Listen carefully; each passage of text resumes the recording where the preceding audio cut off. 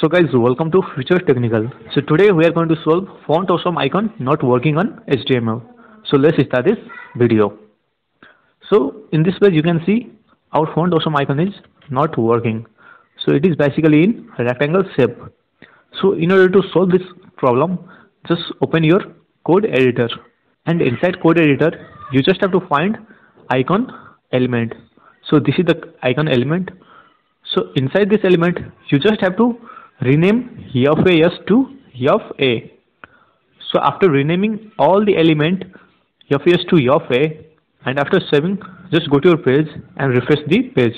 So in my case it has been worked. So if it worked for you, please don't forget to like and subscribe.